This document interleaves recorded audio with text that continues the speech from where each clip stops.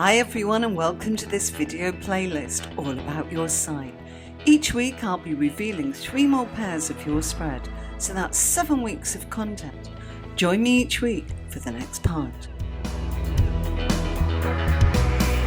Hello Sagittarius, how are you today? I'm about to shuffle your cards for your full reading, so here we go.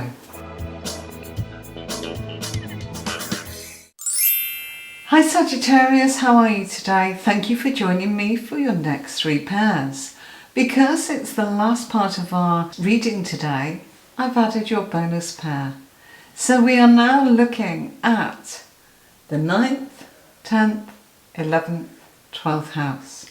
So let's get started straight away. Wheel of Fortune and 7 of Cups appearing in your own house. The 9th house, the house of Sagittarius. Wheel of Fortune, opportunities that are coming your way. Things are feeling very confused, you've got very scattered emotion now as to what's happening. And those opportunities, maybe there's too much to actually think about and feel. What am I connecting to? I'm feeling a shadow of how I used to be. I think that emotional confusion is the disruption of the cycle of opportunities that are changing in our physical, intellectual, emotional and spiritual self. Connect again to your emotional self, because if you do, you will value yourself so much better. So maybe there's just too much choice. Perhaps that's what this is all about. Or maybe you're not thinking on the emotional plane of what you really want. Maybe you're being a bit dutiful. Let's have a look at what the Empress is telling you. She's telling you to find joy, and that's in the house of Capricorn.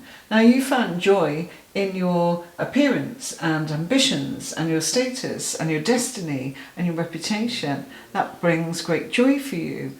It's wonderful, but make sure you nurture yourself and you find that joy within, in a spiritual or an emotional kind, with your friends, with your loved ones, with your family, with your partner, with the people that you love, care about, and the things that you actually find beautiful. So this is the kind of thing that will bring you great joy. This is where you will value who you are as a person, that you are actually allowing yourself those choices.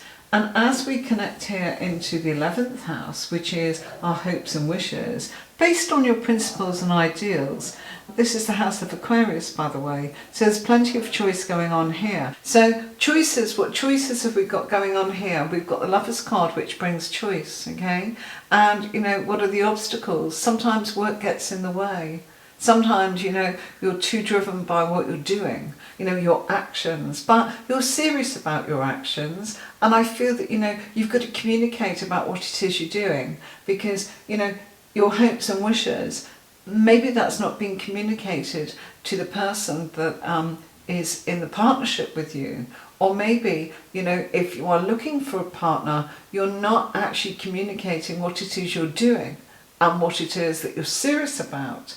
And so that's important that you're able to actually discuss that, because the Lovers is a very big card of communication, and it talks about what you're hoping for and what you're wishing for, and that comes out in your cards here. That's got to be discussed in a relationship in order for it to thrive, in order for it to become serious, in order for it to progress into action and to kind of maintain itself. And we've got that going on here, You're somebody that you take relationships very seriously. Obviously, we've got the relationship here sometimes feeling as if, we've moved from the Lovers, which is 2 people that are free with a mountain in between them, and what gets in the way of the relationship, which kind of shows actions and work.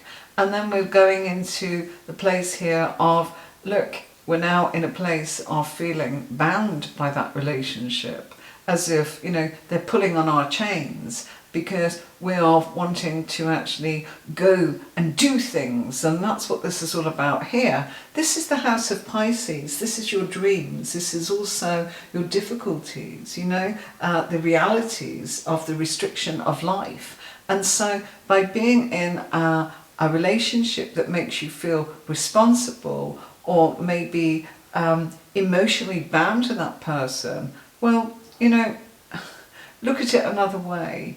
look at it that you've got a healthy relationship. The Eight of Wands, Cupid's arrows of love. Focus on what's good about the relationship. Look at the romance in the relationship.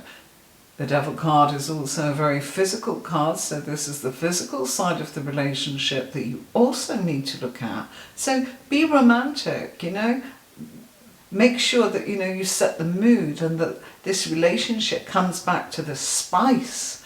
Don't look at it that you're chained or enslaved or emotionally bound by the relationship. You are free at any point to take off those chains and go and do your own thing if that's what you want to do.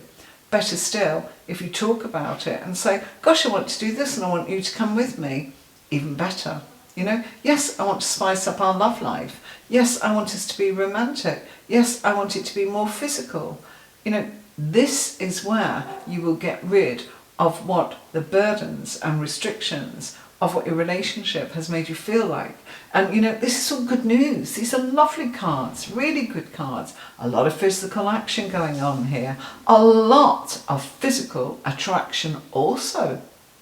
So, this person actually finds you really attractive. And, you need to look at that. That makes you feel good. That does your confidence a power of good.